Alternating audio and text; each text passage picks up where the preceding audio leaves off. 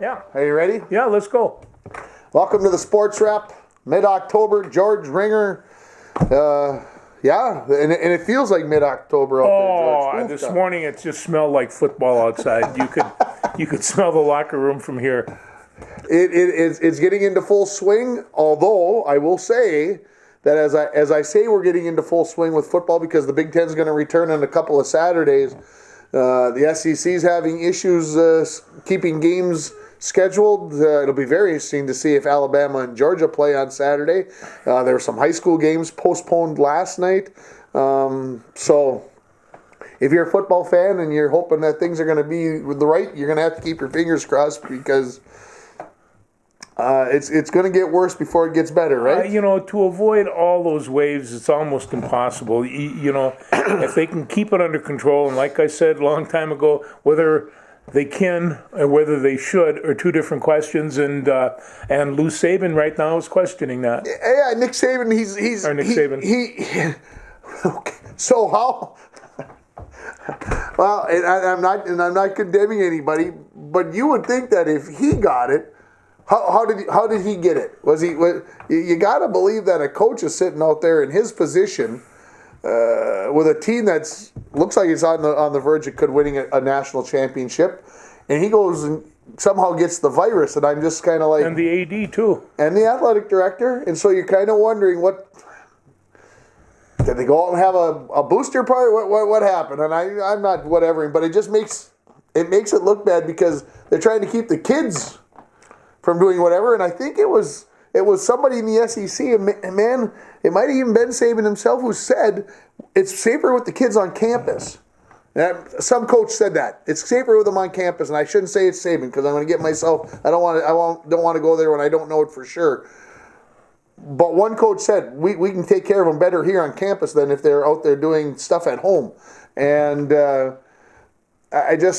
Well, Georgia's supposed to play Alabama. It's the number 2 versus number 3. It's supposed to be the clash, and I would guess Alabama's not going to want to go into that game without Coach Saban. That's he has that control, and he's been very, very active with his team lately. He's marched with them. He's worked hard in community activities. He's really tried to take the bull by the horns, as far as the team can go with the COVID.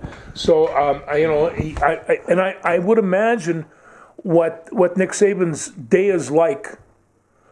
It's got to be a 16-hour day, and that's between politics and football, It's got to be a real hard job, but he's 68 years old, and he's got children and grandchildren and all like that, and I guess I think about what I'm saying while you're talking, and I might be like, I'm not saying he went out and did anything dumb, but you would think that a guy in that position would be in a bubble, would be trying to keep himself in a bubble and. I guess I think about like my situation with going to school and kids and grandkids, and I guess this is as good time as any. Welcome to the world, Augie. Born this afternoon at 12:40. Oh, congratulations! I love it. 6 pounds 4.5 ounces, 20 inches long, big fat cheeks like his grandfather. And so anyway, like I said, we had all the grandkids at the house. The 2 got dropped off from Jessica, and Alex brought the other 2 over, and so there were... See, this is what you do in your off days. There were kids aplenty at the house. The house is a disaster. Anyway, like I said, I know you can't keep yourself completely inside of a bubble. It's not possible. Yes. So anyway, Florida LSU was already postponed out of the SEC. Cincinnati, who was ranked number 8 in the nation. Cincinnati's got a very good team. They got postponed against Tulsa. I would guess Georgia, who was supposed to play Alabama on Saturday night at 8 o'clock. I cannot see how that game can be played with the AD and the head coach. They've got to have Alabama's got to be going. Well, they can get everybody tested. There's 110 kids out there that are all going to have to be tested. And maybe they can, and maybe they can get them. But I'm watching what's happening in the NFL. Looks like Atlanta got shut down today. Looks like there could be problems with our game on Sunday against the Vikes. The Vikes just played Tennessee right before Tennessee went through all their rigmarole. And I mean, the NFL's been very inventive. I mean, the TV stations, what network wouldn't like to say, hey, we can move a game from Sunday afternoon to Tuesday night?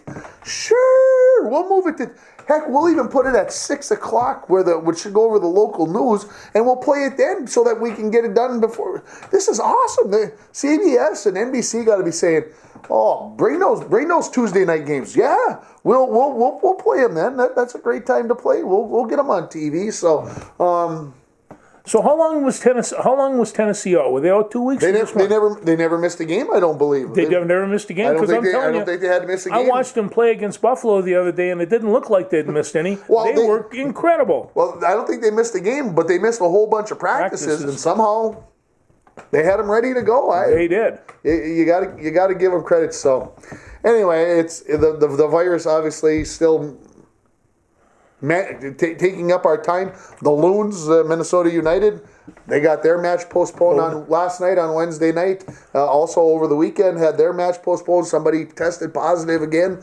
So it's definitely not going away. So. Let's talk about the Vikings game from Sunday night, because I got to get it out of my system. Okay, yeah, you have to. That is, you didn't think that you could find that many ways to lose a game, and yet there was. Well, I think everybody would agree that's watching this show, and almost everybody that I talked to would agree the Vikings played pretty close to a perfect half for Vikings football. For Vikings football this year, sure.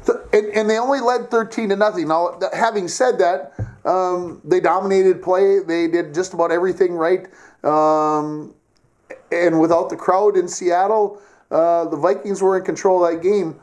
Halftime came, and I walked away, and I don't know what I was doing, but I was somewhere. Anyway, my phone's just 13-7. 14-13, 21-13, and I said, "Oh, no surprise." Well, then I found out how it happened, and I'm like, "Oh boy!" And of course, the defense. Like I said, you can't really fault them. They gave up the first drive in the second half, which every coach goes in at halftime and changes things, and you got to come back out and play the chess match. But then the 2 turnovers and the injury to Delvin Cook, and all of a sudden you're thinking, "Oh crap, they're going to lose this game," which wouldn't have surprised me playing in Seattle and all the rest of that stuff. And then the Vikings came back and played some good football. Well, they did, and everybody was crying over Cook being gone, and Madison walked in and played really, really well. Also, I think that defensive secondary is getting better, and they seem to be playing a little tighter, although they still made mistakes. Yeah. They're always everybody makes mistakes, but the problem I don't understand on 4th and 17 or 16 on that last drive. What's Dantzler looking? Russell threw up like a moon ball. Just go up there and swat that thing into the cheap seats or whatever. Yeah. That was a disappointment. But we got to go back to the decision, because we got to find out where you were at on the decision to go for it on 4th and 1 at the 6-yard line, 5-yard line, 7-yard line, whatever it is. Because I'm going to tell you, when the Vikings had 2nd down, I picked up the phone. Uncle Paul, got to kick the field goal here. Before I even knew that they were going to have to kick the field goal, I said, got to kick the field goal here. No matter what, you got to take 3 points, because it puts you up by 8 points. And he texted me back and said, this was after the decision. He said, "I'm still okay with the decision unless we lose." Well, and that's it. And they had 3. You take that, you put it in the bush, you count on your defense to take care for the rest of the half, and you go up. And it's just you go up by 8 points, because the worst thing that you can do is lose in overtime. Yes. At least you're probably going to get a chance to get the football the way your defense has been played. Yes. You're going to get a chance to get the football once and have a chance to win the football game. But this goes back to the whole argument. Okay, let's move to a basketball analogy. Okay, sure. Because this comes up at the end of every blessed basketball game that's close. Do you foul them before they can shoot the 3-point shot? And of course, Dick Vitale, one of the well-known basketball, foul every time. And I'm like, in the NBA, you can do that, because if you do this and they throw it up over their head like this, well, then they get 3 shots. Yes. So you can't do that. Now, they won't probably do that in college or high school, maybe, unless you got a referee that's really trying to be whatever. So I think it gets back down to that. Do you assure yourself the worst case scenario of going to overtime? And Well, to you me, know, the answer is yes. Yeah, okay, but I mean, I remember coaching kids time and time again, and the rule was do not foul the 3-point shooter, and sometimes that gets instinctive, and you know, and oftentimes fouling that 3-point shooter is because, yeah, you know, what are they going to hit? 40%, maybe. And if you just got your hand up in the face, just distract them a little bit, maybe that goes down to 20%. And some, I mean, I watch these guys in the NBA, they're drilling them from all over the place. I don't care if you're in their face or on their toes. They can really shoot the ball. So let me bring up another situation. Sure. Okay, you're up by 1 or 2 points. You're shooting you're up and you're shooting free throws with 1.2 seconds left. Do you miss the second free throw because then they don't have a chance to inbound it and throw it?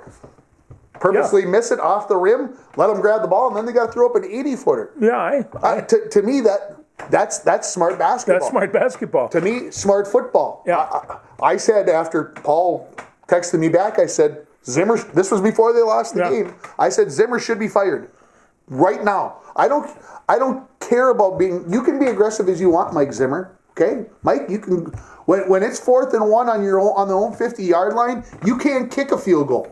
Okay? You're not going to kick a 67-yard field goal. I get it. But when you're on the 6-yard line and you can assure yourself the chance, the worst thing you can get is overtime, you better kick the field goal 99.99999% of the time. And everybody can sit here and argue with me, Twitter, people out there, oh, if Madison would have turned out the hole was there. No, it doesn't matter. They shouldn't have run it. You kick the field goal. Period.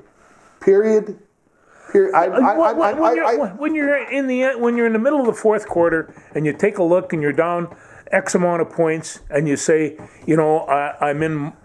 You know, do you ever go for it when you're in somebody else's stadium? No. I do that in my home stadium. Yeah, I like that. I like that. You know, and so, you know, you go in and just say, here, 6 minutes left in the game, and I know I get impulsive this way offensively, and so do you. You want it. But in the first half, no. Okay, so let's back the game up even further, because some people on the Twitterverse, that's what they've done. They said, let's go back to the failed 2-point conversion at the end of the third quarter. Yeah. Had to be at the end of the third quarter because they were in that end zone. And of course, I'm a big believer in the NFL or college. You don't go for 2 to tie the score up or whatever it is until the fourth quarter, the end of the third quarter. Yes. So it was close to the end of the third quarter. I think like 40 seconds left. So I was okay that they went for 2 there, because that's kind of my breaking point. Now, Uncle Paul, he in the first half, if you can tie it, you can go for 2, go for 2. And I'm just like, no, you got plenty other times. So now what happened was, instead of it being 21-20, and then you score a touchdown to make it 26 and go for 2, now at the end of now you're up 26. I don't know. So some people wanted to go back to the 2-point conversion play. I'll go back to it and I'll say, like I said, I'm a proponent of kicking the extra point up till about 1 minute left, and so that would be breaking my rule. So I'm okay that they went for 2 there, because I guess I even said it out loud while I was watching. They're going to go for 2, and they need to go for 2. Well, Coach Mlosky always taught us, and I will say this, I don't ever recall, and I'm sure he probably did, but I don't ever recall UMD in the time I was spent there go for 2 points. Huh? And unless, you know, they were behind or there was something augmenting it, you know, but for the most part, you simply didn't do that. And to me, the NFL goes from the 2-yard line, high school and college from the 3-yard line. To me, it seems rare that a pro team shouldn't be able to get 2 yards. So I understand some of the people out there saying maybe they should be going for 2 all the time. Well, they sure stuffed it, didn't they?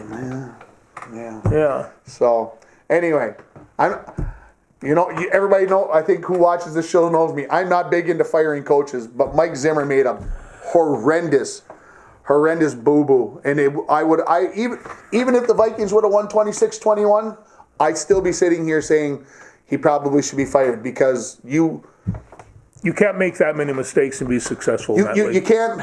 You're going to win a game on the road, right? Or maybe end up with a tie against a team that's undefeated in the NFL. You know, instead of being possibly 1-3-1 or 2-3, now you're 1-4. you're not making the playoffs. No, and you got a pretty good team. That's the problem of that whole thing. You're not going to, and that's I think that's the part. There's a big difference between 2 and 3 and 1 and 4 and making the playoffs. You only have so many games, and with 4 losses, unless they run the table, and we know they're not going to do that.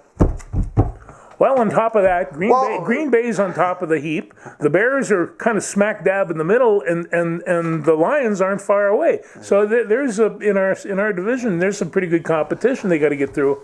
Yeah. So anyway, and I'm very disappointed if Atlanta doesn't come and play because they're 0-5, and it gives us a shot to be 2-4. But they just fired their coach, and so they'd come all fired up on Sunday, they will and we'd lose. That's what Houston did. I got a bad feeling. What's your feelings on Delvin Cook? Injured? They said something today. Well, he didn't practice today. It's Thursday today. He didn't practice. So I don't think they should use him. I don't think they exactly. I agree. You see these guys. They are their legs are so strong. They pull those groin muscles. It's a big muscle, and it holds that whole leg together. And so as long as you got Alexander running, I just and there's some other people. And you know what else I really enjoyed? Watching C.J. Ham play. Yeah. He was a blocking fool out there. He was knocking people and decleating them and pancake. I just, I love a blocking running back. Absolutely. And he gets underneath and just drilled them. I enjoyed it's good to see 2 backs in the backfield. True. I agree with you there. Yeah, personally, for the Vikings' health, you'd hope that Atlanta can come to play on Sunday, and then everybody gets a chance to heal up, and maybe Elflein, who everybody's been bad mouthing, maybe they will decide that he's not so bad after watching Samia take 4 offensive holding penalties and 3 of them called taken, and he had a rough night. He had a bad night. That's I feel bad for any offensive lineman who's got to go through all that. But one of your favorite defensive tackles was cut. He was Hercules. Yeah. I just he come out of Washington. They said he had all the energy. He was a Big 12 all conference type guy. 12, but he just really hasn't come around. Of course, the competition he's had the last couple of years in that inner trench was pretty tough. And so, I felt anybody that's named Hercules has got to find a place in the defensive line, but they're looking for more edge rushing, and although I thought that they played better, they only have 1 rusher right now, and they've got to have 2. And I would say, they're not going to have to worry about Danielle Hunter in the 2020 season, because Danielle Hunter, frankly, my gut feeling right now, I told you 2 months ago, when they weren't saying what was wrong, that I had a bad feeling about this. I think his career is done. Yeah, I think I think right. With the herniated disc in your neck, that is something you don't screw around with, because all it takes is one wrong hit and you're sitting in a wheelchair for the rest of your life. And the game of football is great, but it's not that great. No, and we remember Darryl Stingley all too well, and it's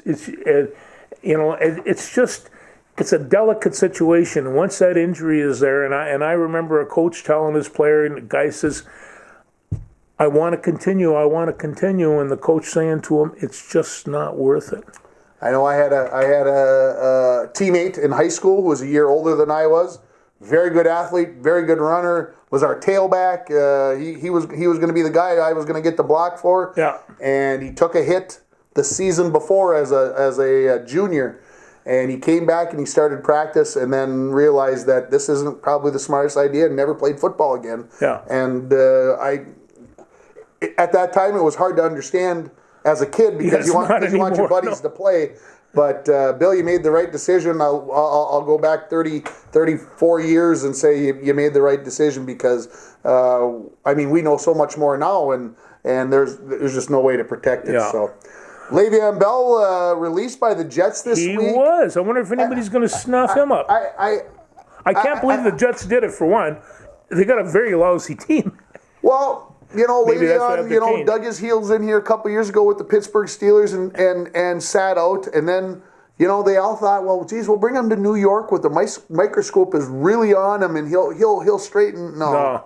No, there's. I think I read yesterday. There's 3 teams he's looking at. Guess which 3 teams he's looking at? The Bills. Yeah. Oh, shock. He's looking at Kansas City. Yeah, I heard that too. And some other team, I don't remember the third one. Maybe it was Vegas or somebody. And I'm just kind of like, oh, Le'Veon, you can't bring a team from a loser. So you're going to go pick a winner because essentially he's a free agent because he's a vested veteran.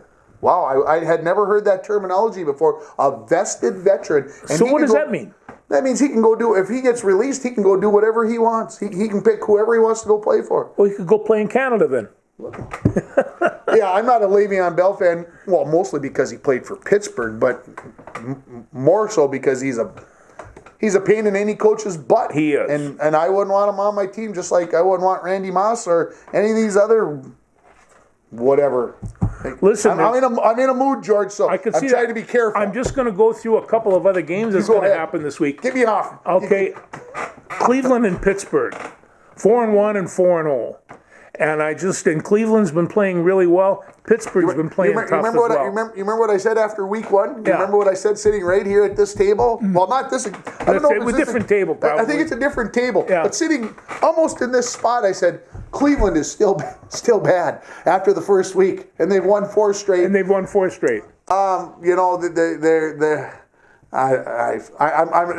still not a believer. I'm still not a believer that Cleveland is back or whatever. They're a great rivalry, and that's why I kind of keep a look on that. And I go down and I see Cincinnati at Indianapolis, and Cincinnati's 1-3-1, so they're better than they had last year.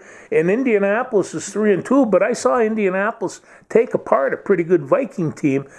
And yet, they kind of have Cincinnati are going to give them a good game. I'm not sure with that. I'm going to go with Indianapolis on that one. Chicago against Carolina. Now, Chicago is playing well, especially defensively, and they've apparently found a quarterback, which is... Well, yeah, we'll see. I hate quarterback controversies. I do too. How about the Battle of the Bays, the Bay of Pigs? It's going to be a good one. It's going to be a good one. Green Bay and Tampa, and I mean, this is I call this the battle of the aging quarterbacks. And but they're very good, and so I think that. But right now, I don't recall seeing Aaron Rodgers play this well before. He is on a hitting streak. He is going all over. And supposedly doesn't have all his wide receivers. He doesn't have all his wide receivers. So what's going to happen? I don't know. He gets any of them back. But he's got a bit of a running game. They've got a real solid defense, and boy, that makes a big thing. Yeah. But I will be watching the Green Bay Tampa Bay game. Sure. There's no two ways about that. And then I'm looking down here. Of course, LA and San Francisco. San Francisco, they went from the top to the bottom so quick. And it's just, because they had such a great team. Well, I saw something this week.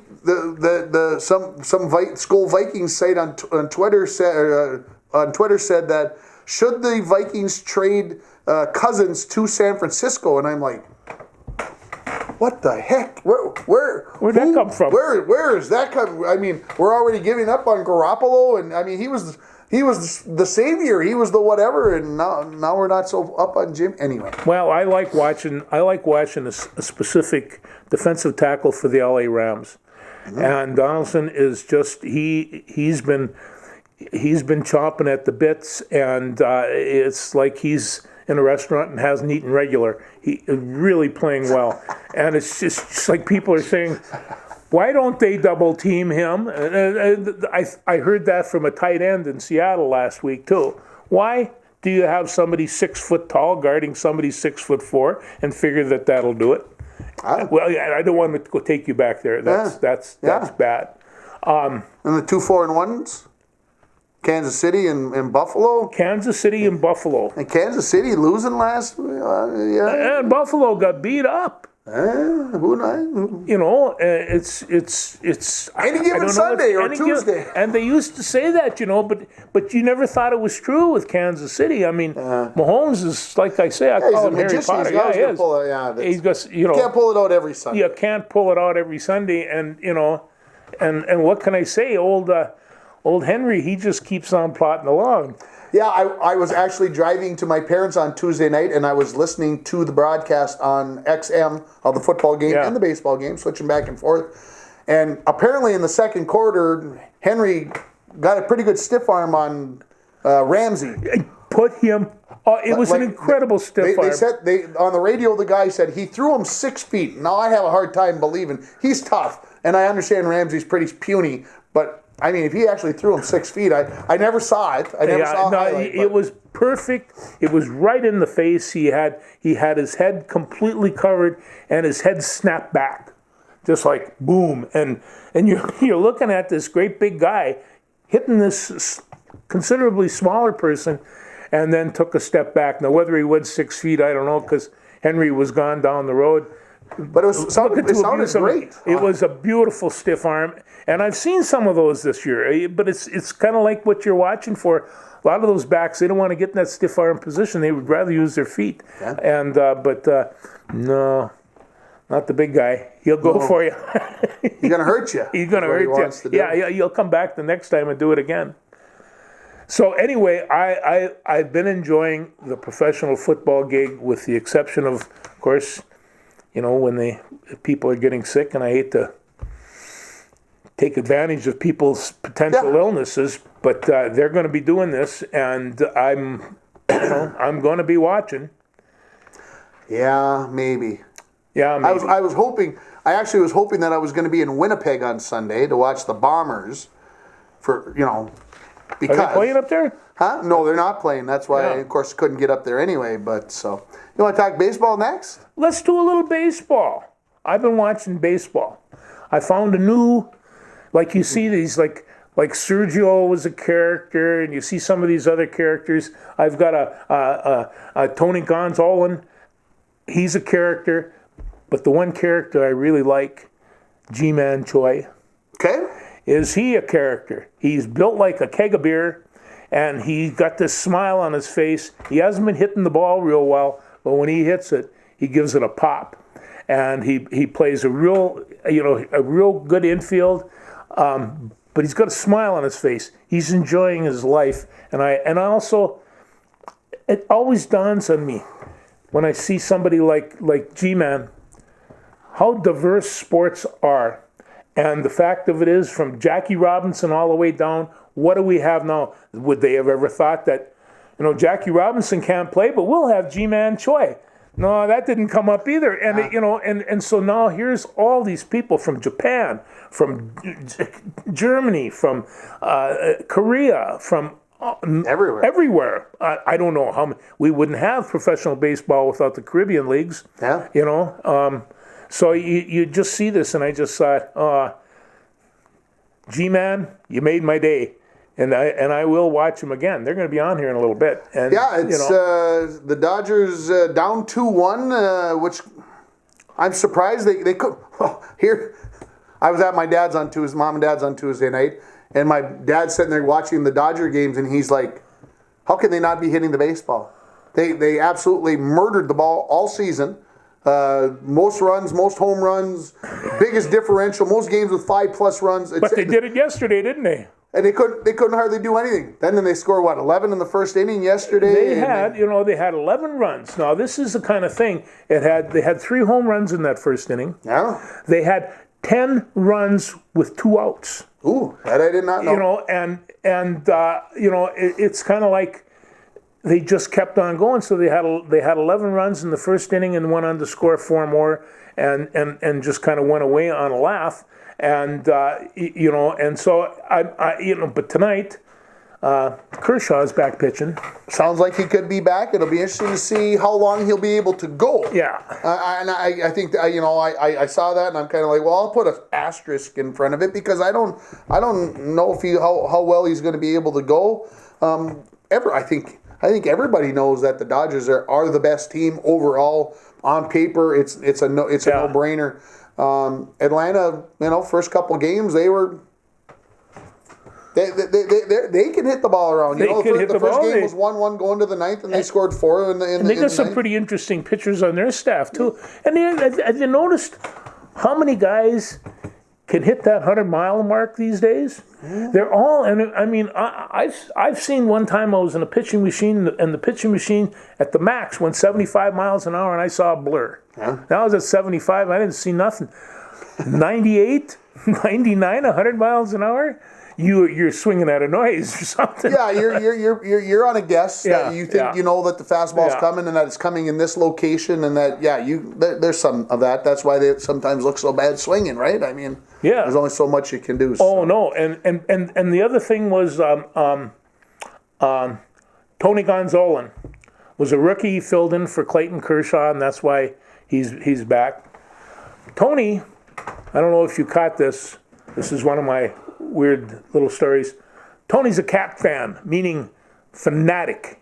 Okay. And they had some shots of him with these critters that, well, they were really furry and stuff. I'm not quite sure just what kind of cats they were. But he has a T-shirt on. And the T-shirt says, Taco Cat spelled backwards is Taco Cat. And I just thought, look at that. We can put a spelling lesson in on the whole thing. But, the Braves didn't think too much of that. They nailed him for 3 hits and 5 runs and 4 1/3, and they had to pull him out. But for an inning or so, he was throwing some really good stuff. And here was the cat man out there having a good time. Well, I think that's the big thing about what happens first time through the lineup. Yeah. And then what happens the second lineup. And I can see you've got Blake Snell up there, and they were showing him the other night in Game 3, and they were saying first time through the lineup, I think guys were batting like 157, something crazy like that. Second time through the lineup was like 290, and the third time through the lineup was like 340. And I'm like, Blake Snell's a 5-inning pitcher. You can't have him. No, and I mean, Blake Snell's going to be on for the Rays, and Frambert Sanchez, and I've seen him pitch. This is going to be a dueler tonight. Well, and the thing is, they're playing 7 consecutive days, which in the playoffs is not normal. Regular season, very, very normal. Right. So these managers are having a tough time deciding. Usually you get to play 2 days, and then you get a day off, and then you can whatever your lineup. But they've had to work a little bit more. It's been more interesting, and I see Tampa. Wow. Well, here I am wearing an orange shirt for the Astros, I guess. What is that? I'm just makes me ill thinking that they're still playing baseball and our Twins have been done playing for it's for one 2 of those weeks, things. and it just, I know the Astros are a bunch of bums in a bit, but that's being nice. You're hurting the bums out there of the world. You should have seen Jose cut that swing last night, and I mean, he has, in my mind, one of the prettiest swings in baseball. And it was prettier when he knew what pitch was. Anyway, sorry. I'm sorry, be nice. I just sat there and I thought, between him and George, they were hitting the ball and they come out, 4-3. But we're going to give them what they want, and I think that by the time people watch this, Tampa Bay will have finished that series. Tampa Bay will have finished that series. They'll win it 4-1 tonight. This afternoon they'll finish it off. But can you say the same about the Dodgers and Atlanta? No, I hate to say it, that one's going 7. That's going to go ways. And that's going to help Tampa Bay get their pitching staff and everybody rested up to play the World Series. So we'll see what happens. The one advantage the National League winner has is they've been playing in Texas. And the LA team's going to have to come out of Petco out of San Diego and go into the bubble. And of course, they've got fans in Texas watching. They got like 10,000 people watching, so that'll be a different thing. See, they're immune in Texas apparently. Well, we can get into the whole outdoors versus indoors versus I know. Texas. You can't really live without football. And I mean from junior high on through. It's like supper and going to the bathroom. It's just something you have to do. So you're going to say the same thing this winter with hockey in Minnesota? About the same. It's just, except that, it is inside. And I can't say anything. I was in the arena for 2 hours, 3 hours last Sunday. So it's one of those things where, it's something that you kind of have to consider, but it's a tough deal. And I think everybody is really trying to do the best they can for the kids, I'm not sure that's the way it is for Division Well, I you know, football, in Texas, and they've got the people away from the field. Yeah. They're watching, and they've got them away from the field, which I have to admit, it's nice listening to somebody scream. yeah, it's meant to be that way, Yeah. and whatever else. And I think if baseball was only if any of the sports, football, were concerned about the players, they would keep the fans back plenty of distance, and then try to limit the number of people in the stands to eliminate them getting close there for that virus concern. But you know, if you put the fans back 20 rows at US Bank Stadium, and you put, well, that place holds 65,000. So if you put 10,000 people in there, I mean, you wouldn't really be able to see it. I mean, we only have 10,000 in our whole county, every man, woman, and child, maybe 11. Yeah. You wouldn't be able. You could hide them real well in a stadium like. Yeah. Anyway, I'm not saying that what's being done is wrong. I'm just saying that I think there's if you had people there that were following the rules and weren't messing with it, and you know, walked out and did things the right way, there's probably some way to do it. You know, we're gonna go. I think we are going to watch a football game tonight here just a couple blocks away, and they're letting 250 people in, and I'm kind of like, okay, 250. Yeah, that seems probably about right for us. Now, you go to like Eden Prairie or some of these places where they've got mega bleachers, and now you're saying only 250, and I'm kind of like, you know, no concessions, all this other stuff. So you're not going to get a hot cup of coffee tonight at the football game, or when you watch this, it'll be last night or a couple days ago. But you're not going to get a hot cup of coffee, so you know, you got to come and do what you got to do. So then cheeseburgers out of the question. Well, they're going to have cheeseburgers across the street. Oh. So if you go over into like Doc Potter's parking lot over there, they're going to have burgers there for $7 a basket, and drive-through available, and the whole 9 yards. So you still can get your burger. Yeah, so that's going to be, I would assume, for all three of the Bronco home games, because they play every other week now. So Thursday night here, then on October 30th, and then on like Thursday the 12th, and it's going to be chilly tonight. You know. I'm going to pull out the long johns and the big jacket and the sweatshirt and whatever else. I don't know what I'm going to need on November 12th or November 17th when they play their first playoff game. But we'll just have to cross those bridges when we get there, right? Yeah. So, as much as this pains me as well, the Lakers beat Miami for the NBA championship in 6 games, 5 games, whatever it was. I'm turning into a pro basketball fan. I may have to leave you, George, if that's. I watched Jimmy Butler and LeBron James put on a show on the third game. Ah. That was my mouth was wide open. They were incredible, and they used their partners. You know, Anthony Davis. It's kind of like we knew all along. You know that Michael Jordan. He got good as soon as he got Peppin. Peppin, yeah, you bet. And you know, and you watch, and there it is with LeBron and his good friend. He'd known Anthony Davis since they were kids, since he was a kid. I mean, he's quite a bit older than him, but he knew it. And they were playing so well. LeBron is, in my mind right now, he's as good a basketball player as we have. And people keep on, well, is he compared to this or is he compared to that? I think he's a complete, altogether champion, and he's done well. He's done very well. You know, ever since they won their, I follow on Twitter, and they're making this big thing about how Jeannie Buss, she did such a great job with the Lakers this year, and I'm kind of like, are you people kidding me? What? She's got the best player on the planet who's living right now. Yeah. He still is at 36 or 37, whatever his age is. He's still the best player on the planet. And then you bring in maybe a top 20 guy on the planet to play with him, and we say, oh, what a great job she did. Yeah. It's not a her or him thing. Why don't you tell me how great? Tell me how great the coach did for LA. Why didn't I hear how great a job he did? Because man, he had to be able to put them all together. Anthony Davis still scares me. because there's nights when he disappears. There's nights when he's incredible. Don't get me wrong, but he's young yet, and he will. The greats don't disappear on nights. There was one game in this series or the series before when Anthony Davis had only like 8 points in a game. If you're a superstar, you don't do that. That doesn't happen. You find other ways to score, other ways to do things.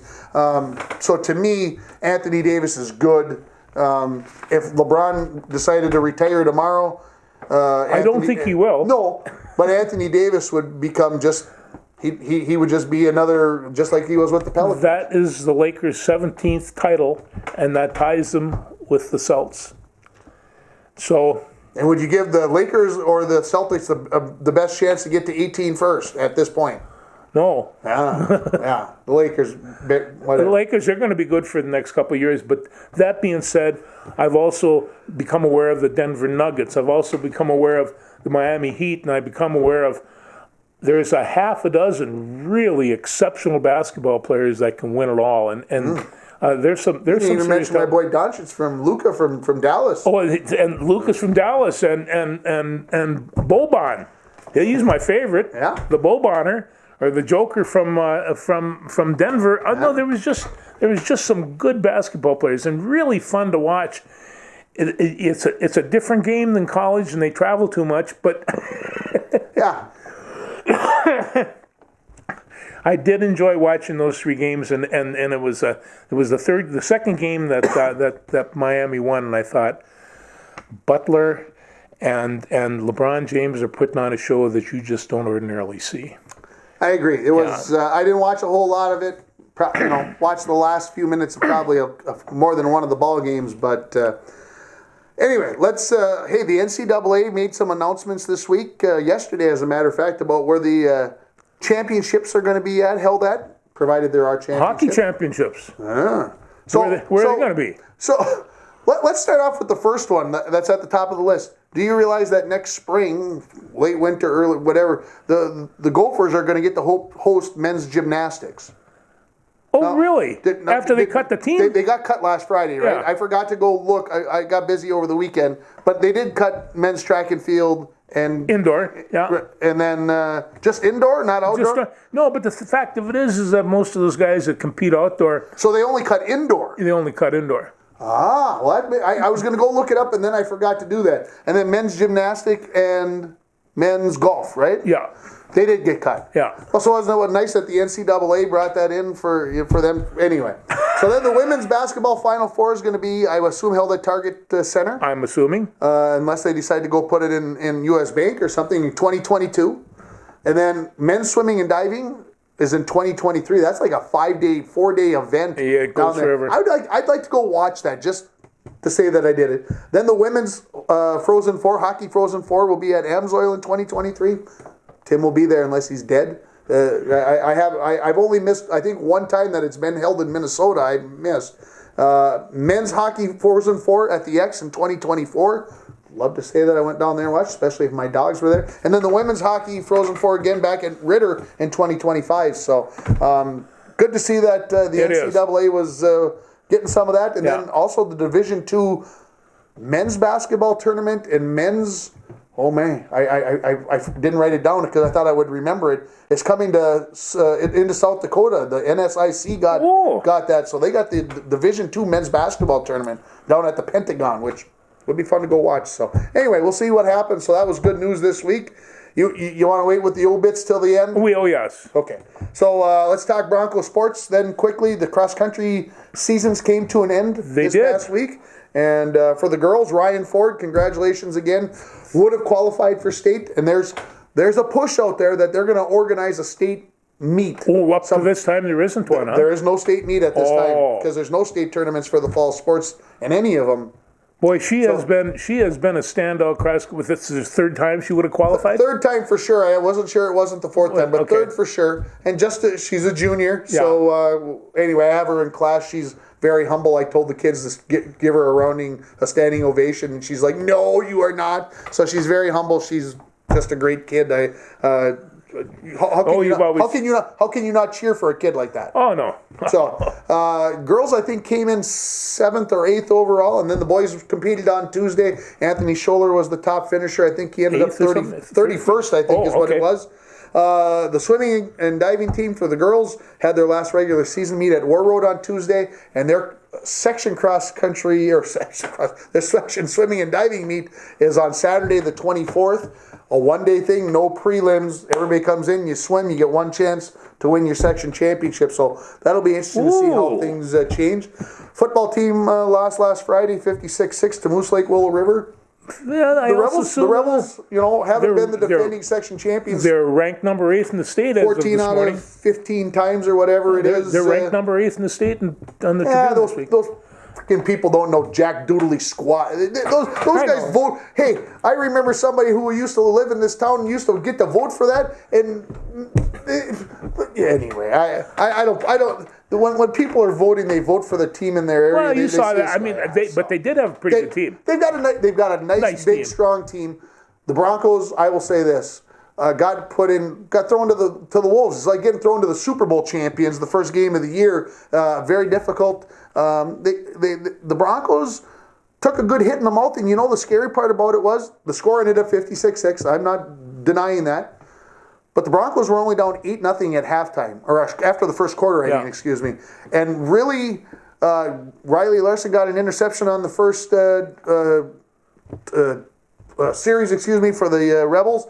And the Broncos held their running game in check very well in the first half. I think that Moose Lake only had 83 yards rushing in the first half. Now, they had 220 passing, which kind of opened up wide open in the second half because the Rebel coaches figured out that, hey, the Broncos are playing up pretty tight. And then they started getting some long runs, and that took care of that. So, and then they got a 60-yard run and a 93-yard run in the third and fourth quarter. Actually, the last two times they rushed the balls, they got 153 yards on 2 rushes. Yeah. So, but having said that, the Broncos aren't 50 points worse than Moose Lake. They'll play better. They got a tough one tonight with the Mesabi East, who they beat up here during the regular season, I would say quite handily, with a game that we did, and then we did the playoff game. I don't know how they're ranked, so.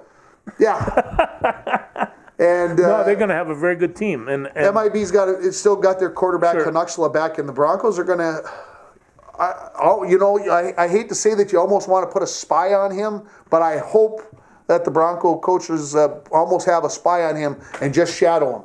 And that might be their middle linebacker, who was Riley Larson last week, and just, hey, if he runs this way, you run this way. Don't worry about anybody else. Worry about where Canucksla goes, because he's still their most dangerous runner. He killed us in the playoff game last year. I think he had 3 runs that were 60-plus yards, one that was over 70, and he still has those skills to escape. So the Broncos will have their hands full. I'll say it this way. If the Broncos lose tonight, I won't be disappointed unless we play really bad football, because the Broncos are probably getting the 2 best teams they're going to face all season, possibly the first 2 games of the year. So I hope that the Broncos get a win here. I think they could get a win.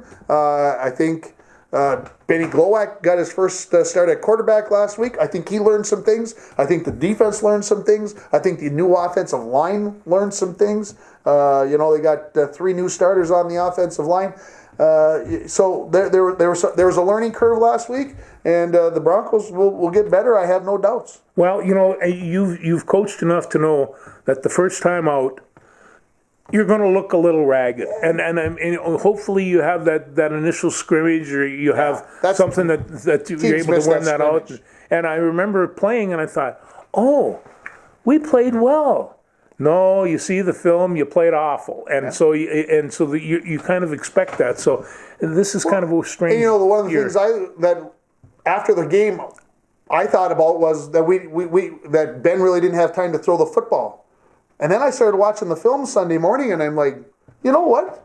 Our boys didn't gave up a couple. And who doesn't in the NFL? He had 16 completions out of 33, and you're going to get beat sometimes playing offensive line when you're out there on an island pretty much by yourself. So I watched the film, and I'm kind of like, you know what? They didn't do so bad. Pass blocking. Like I said, somebody gets beat every once in a while. Like I said, you got four one-on-ones and somebody's going to get beat every once in a while. You might get a blitzer that somebody doesn't get picked up. So things to get fixed. Let's move on to volleyball. The Broncos, of course, didn't get the chance to start their season last week. Had a positive COVID, and so it looks like the Broncos might get to play on Tuesday the 20th, but it might also be Thursday the 22nd that they get to open up their season. But hopefully everything gets cleaned up. And Dina Lawrenson, who used to be the assistant coach, she came in and is coaching the kids during the week. So, Dina, good girl. The kids will hopefully still be ready to go when everything's cleared and ready to go. So, again, the high school ranks last night. High school football, MIB had to shut. They're going to distance learning. They had a big surge in positives. So Little Fork, Big Falls, and Kelly or Northome didn't get to play against them last night. Their game already is canceled for next week. Of course, that would, I would assume, mean that their MIB volleyball games are canceled. Yeah. The Broncos are actually supposed to play MIB this afternoon. If they could have, they wouldn't have got to play even if the Broncos were healthy. So we're starting to see more of that same thing. Lakeville North had their first two games postponed because their opponents both got COVID. And they were able to pick up opponents both weekends and played football. So they played last night. And I'm just kind of like, well, how, you don't want to see any team not get a chance to play, but these teams are getting a chance to pick up and play teams that they weren't supposed to because other teams are getting the virus. Well, that happened a lot in the college games too, where they, you had a complete different schedule than what you'd planned for. So you look at these teams and you can say, well, okay, MIB and Little Fork, the Northern Stars, they're not going to get a chance to make that football game up. They're only going to get to play 5 games. Little Fork's only get to play 5 games. MIB's only going to get to play maybe 4 games, maybe only 3. And so then you start saying, well, what about the playoffs? Well, how do you seed a team that only got to play 3 versus 6? And of course, we think about the strike that the Broncos went through, and you have your seed meeting and you do the best you can. So it'll be interesting to see how things work. Next Saturday, Next Saturday, the 24th. Little Brown Jug Day. You're thinking that far ahead already. I have been thinking that for a couple of weeks now. Well, I'm not going to hold my breath that game's going to get played, everybody, because there's too much stuff going on around, and it could be. But that being said, a week from now, I plan to have a scouting report, and we'll see what we can piece together. And then today the article was. All the coaches had to take a 5 to 10% pay cut, and they took cuts that you'd kind of laugh at, where it'd be $50,000 or $100,000, because if you took that kind of cut, it wouldn't work out for you. No, it would not. No. But so they're doing this, but I'll tell you right now, the game next week is being slated on national TV. 7:30 on ABC. They're looking at, and I'm thinking all the time about Alabama, because they were going to have, I don't know, was it Alabama and LSU?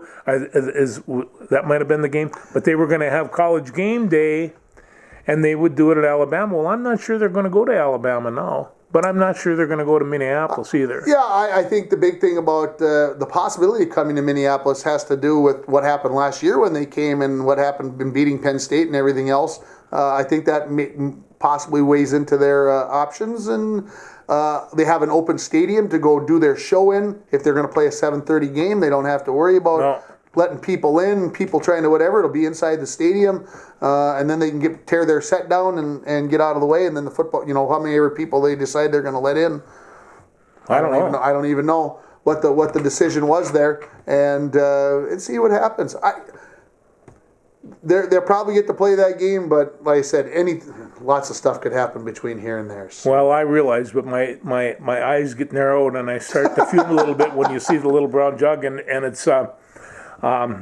In 1977, I was there when we beat them 16-0. It was one of the highlights of my Gopher fandom, and it was an incredible game. I still get goosebumps thinking about it. 43 years later only. Huh? Yeah.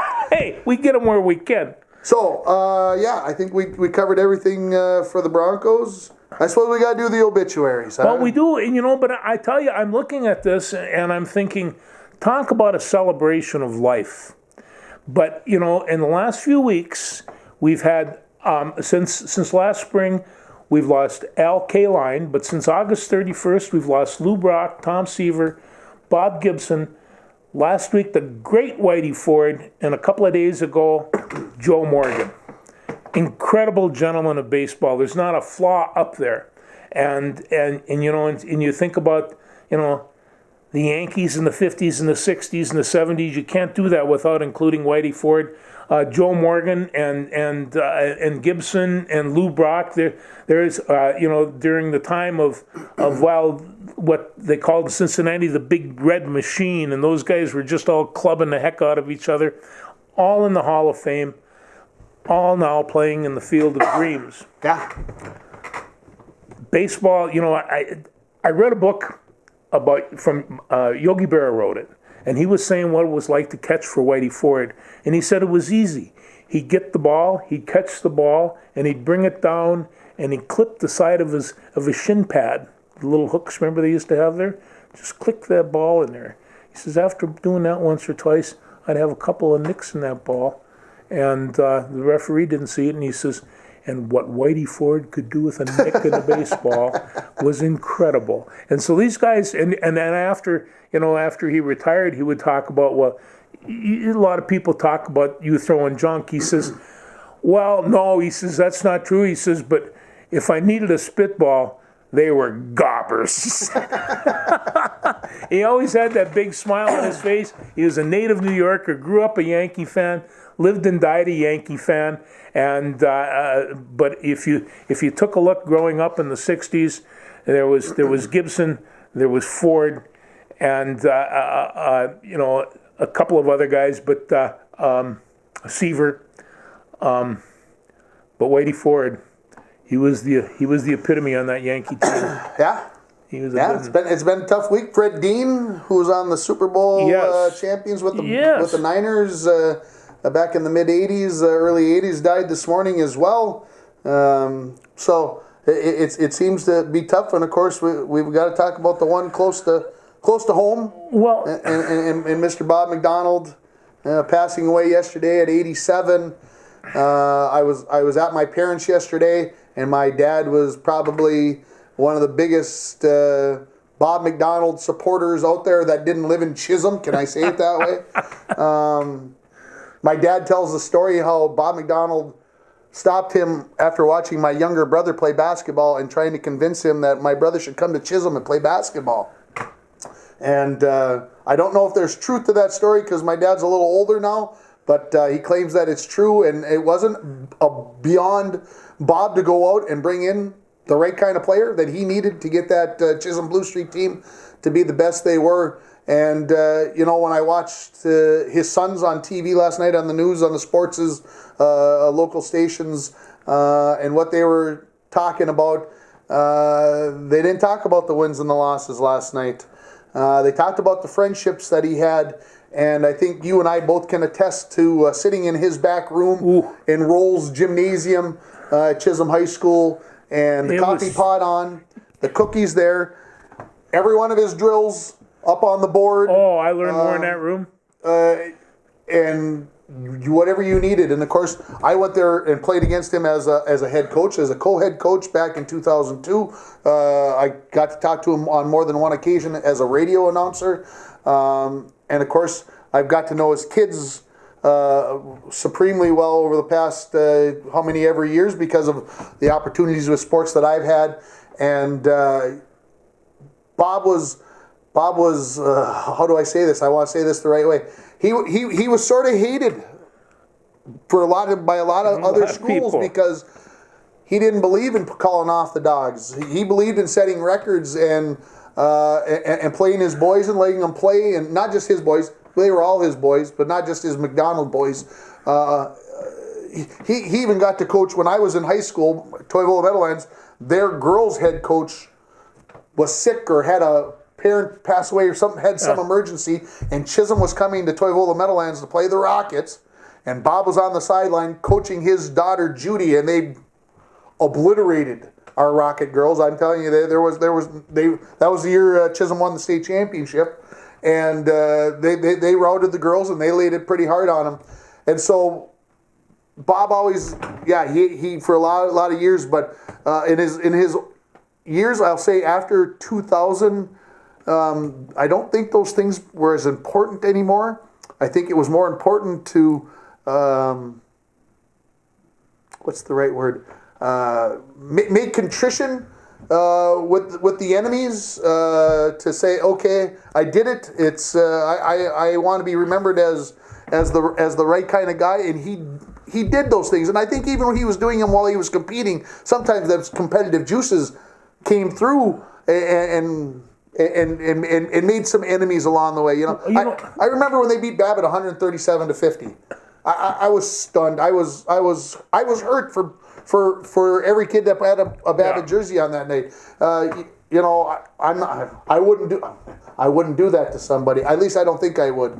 I would let my younger kids play, but I'm not saying that he was right or wrong. It's just not my style, and that's the way he did it. And he invested his life to Chisholm basketball, and he gave it to Chisholm basketball. Over 50 years, yeah. I think about us coaches, and I put us in that. Would we, for 50 years, had committed every Saturday morning and how many other nights during the summers and everything else to your program? He was able to do it for, 57 years or something? 59 seasons overall. Yeah. And he did it that way every year, all the time. 4 years at McGregor, 2 at Barnum, and 53 at Chisholm. And you can't argue with the results, even if you did whatever, all the wrong stuff that he did. In the end, he was a good guy. He raised 6 pretty doggone good kids. Maybe we should give his wife she credit. helped. She probably raised those around. 6 kids. Yeah. He got the virus at the end, and I think they knew things. From what I read in the paper today, they knew that the end was near when they left Tuesday night at 11 o'clock. They knew. Well, he was not awake at all, not aware of what was going on Tuesday, according to the article, and passed away early Wednesday morning. And it was tough. He epitomized. Of course, he was a Bulldog, number one. He went to Michigan on scholarship, and he enough of that, and came home, and he went down and played at UMD. They said for 2 years he was the scoring leader down there. But you can see a guy with, I don't know how much athletic ability he had, but he had one of the things, and this happens. Chisholm's a very strange town, for one. I mean, it is. They had more per capita deaths in World War II in Chisholm than any other town in Minnesota. Wow. And so there is a certain pride that he would have graduated in 51. He would have lived through this. And so this was kind of where his bearing was. I remember in high school, we all had long hair. You go to Chisholm, man, they were streaked right down. And and you kind of look at that and you think, yeah, I don't know as I'd play basketball for this guy and all the rest of that. But that's young and immaturity speaking. Later years, he became the epitome of a coach. I could tell he was a good teacher. And all good coaches are good teachers. Yeah. And I knew one of his players from the 60s, a guy named Clyde Ecker. He's on the scoring board up there. And Clyde Ecker went to UMD and then went on to St. John's. And Clyde Ecker was an excellent basketball player, but what his highlights was ball handling. And I would say, "Come on, Clyde, I got you this time." And I'd get down in my stance and I'd go around and he'd laugh and he'd, "Oh, George," and go scooting around me. But he talked about, and he would have graduated in 1965, I think, 65 or 66. But Clyde Ecker was a very fine basketball player, and he loved this man. Yeah, and I think, and I don't know how to maybe say this the best way, but I think he was hard on kids. Yes. I'll never forget when Jim Van Cura was here. This must have been 97, maybe Jim's second year, maybe it was his third year. Anyway, it was a game in the Falls, and the Broncos were ready. They had prepared for that game, and they played a great 2 quarters. And I'll never forget Bob about halfway through the second quarter, because they still played quarters then, if I remember right. And he met the kids. He called the timeout, and he met the kids past the volleyball sideline, and he went berserk. I mean, he lost it, and the gym went, whew. And a lot of times coaches will have their ears on, and if they think that everybody's listening, they'll tone it down. Yeah. Well, Bob didn't tone it down. Bob went after him, and I mean, he didn't cuss or swear or whatever, and he didn't demean or whatever a kid.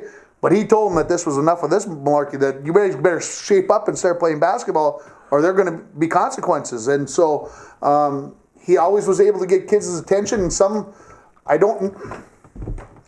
Amos McKenzie texted me yesterday, and I said, there will never be another Bob McDonald, because he could do things back then that you can't do. You can't say those kinds of things to kids anymore. But even he retired in 2014. Even Bob didn't do those things in 2014 that he did in 1997. But the basic style, I did not find it different than Jim Rolando's. No, exactly. Jim was hard on the kids too, and I used to say him all the time. I says, because I went to a number of his games, and I said, were you hard on the referees? And Jim says, no. Well, he didn't have to be, because he had a half a dozen school administrators that were screaming their ears off at the refs, and he didn't do that. He says, I was hard on my kids. And from the reports, and Patrick Russi says, Bob McDonald really never got a technical in all the years that he coached. That's what they say. Yeah. He supposedly told John Millay that he never got a technical in 1,440 games. He never tasted alcohol, and he never had a smoke of anything in his life. And I thought, don't judge me, for a Ranger to say that he hadn't drank, that From shocked Chisholm? me. Yes. From Chisholm. That shocked me. But I don't doubt it. If he said it, I believe it. And I said it. We've talked about the negatives, but I think in the end, the way that people talk about you when you pass. That's what you look for, and everybody looked at Coach McDonald, because you got it right there, Coach McDonald, and there was always time for you. There was he didn't have to worry about getting his kids ready pre-game, because his kids were ready when they came to the floor, and he didn't have to worry about them because they'd been prepared on the bus. They had done things the right way, and everything was going to take care of itself. And when they came out to play, that's the way it was going to be. So he had time to BS with you, and after the games, he had time to sit down and talk with you. Loved doing it. And loved doing it. And so anyway, to the kids, I know I sent an email to Joel yesterday, because he's the only one that I have an email for. Yeah. But to all the kids, because I at one time or the other, I think I met all of them except for Sue personally, and of course, like I said, Paul and Tom. And Mike, who's down in Cambridge, and of course Joel, those guys that are up here on the range, I've got to know them with their refereeing, with their coaching, with everything that they do. And I send my sympathies to the family, because I know he wasn't there a lot over the last couple of years. But we talked to Paul about a year ago. We talked to Paul about, but it's one of those things where, consider this: when you coach and you do it all those years, the legacy that you put out, and I give this to Stuart. We talk about all those years and years and years, and all the young guys that are now well-grown men. What a legacy Bob McDonald has left. And that's not to even say, because it continues with all 6 of his kids involved in sports in one time or another. So it just expands.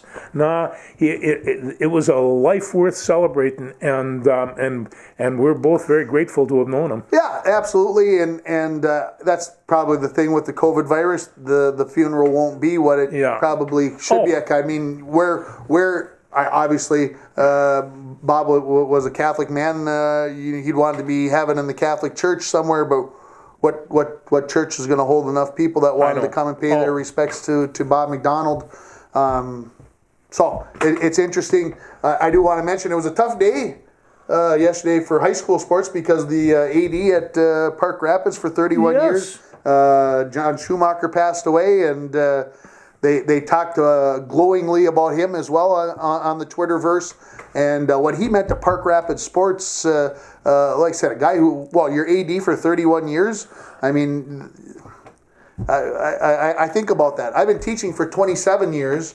To think to be an AD where you're lining up all the referees, everything for all those sports and everything else, and to do it for 31 years, that's a... Well, I'm sure Kevin probably knows him. And we would go to Park Rapids to wrestle. And that's where my good friend Andy McCarty, well, we could get into that another time. Yeah. But Park Rapids was very competitive wrestling, and, those were tough days, but great. Yeah, for sure. So, yeah, it was a tough week. As I was writing up the notes, I'm just kind of like, good grief.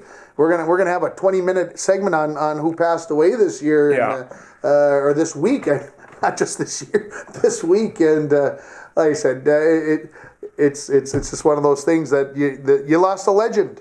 There's not so many of those, and there's only so many of those, and we lost one this week. Yeah, we did. So, no doubt. Anyway, anything else? No, what have you been listening to upstairs? I'll tell you, I did get into a couple of Van Halen albums, and Sirius XM has had a station on channel 27. Yeah. Oh my goodness! So I've been doing Jump and what the heck else would I been? I don't know. I've got a whole pile of. Oh, you know what I've been listening to? Yeah, come on. Bob Marley. Bob Marley. I shot the sheriff, but I didn't shoot the. That was a very good one. And so, but I've been all of a sudden a little reggae music needed to help my heart flow, and so I got a couple of really good Bob Marley albums. One is his Legends Greatest Hits, and I haven't played them in a long time, and they're nice and clean. So there's the sound is I like good. That. Yeah. So yeah, Marley, Van Halen. There's a couple of other old timers up there that I've been sneaking around. Don Henley. 2000. I forgot to mention, because Bronco Classic football is staying on despite the Broncos playing football. We have decided to continue on. When are we showing them? I would assume that Friday night's still open because today's Thursday, and the games will be on KCC TV. The Bronco games live on Midco Channel 7. And yourliveevent.com, I believe, is what the radio station, their website is. So you'll be able to go on and watch it online as well, in case you can get into the game, which is going to be for many people something that's going to be tough to do. But anyway, you can watch the games there. I know that won't help you with the home game against Wasabi East on Thursday when you watch this on Friday. But this week, 2004. The Mud Bowl played at Sports Stadium against Two Harbors in the section semifinals. Quarterback sneak game will be the game, and it'll be the quarterback sneak game, and of course a great memory. The Bronco defense played wow, and the offense did plenty enough to get the job done. And I remember the 2004 season fondly because that's when we introduced the jet play. Oh yeah. And we didn't get to run it that much in this game. Didn't Mike bring that over from North Dakota or something? We actually got it from Mike. And of course we had Jordan Headland, and we actually in this game didn't get to run jet very much. Matter of fact, the first time we were going to run it, we got an illegal procedure penalty, and we didn't run it much after that. But I've been threatening to give Darcy the 2004 highlight tape, so that people can see the jet in its glory, with Jordan Headland running it and with Ty Boyle out lead blocking. It was a thing of beauty. Anyway, like I said, I remember the season very fondly, and that game, of course, was the final game we would win that year, as we lost the following week to Virginia on our home field. And yeah, we don't want to go there right now. I still got lumps in my head. Yeah, I'm still stunned. It's 16 years later. I still don't know if I believe that it actually happened, but it did. But anyway, having said that, that was a fun team. We had come off of a 2003 season where we just couldn't seem to put it together week after week. And in 2004, it came together, and it led to a great 2005 season, which will be the following week. The following Friday, we'll have 2005 football. The only team to run through the section tournament undefeated to go 11-0. That team was wow. We've had some good teams up here. I don't. Well, And I might be prejudiced, and some of the old guys might talk about the 93 team or the 92 team or the 88 team. I just think what we did in 05 was wow. And of course, we can't really go back and say, the 54 team was the state champions, and they obliterated teams, and they only had 3 guys play professional football. Yeah. So, I mean, I'm pretty partial to that 05 team because they were fun. We could do lots of things, and good memories. When you have all those tools, it's a good time. It's a good time, absolutely. So, anything else? I can't think of it. Let's. Good luck tonight. You be down there keeping those stats. I'll be down there writing out some numbers and seeing what's happening and doing the things. So. Well, I'm going to figure out how to get a cup of coffee in the place, but I'll work something out. Well, hopefully we didn't go over an hour. I know last week we went to like 59 minutes. How did that happen? I was amazed. We took a week off. Yeah. And we had all that stuff to talk about. We must be pretty close. Oh my goodness, we probably over an hour again today. Bob McDonald, you are well worth it. You were well worth it. Thanks everybody for watching.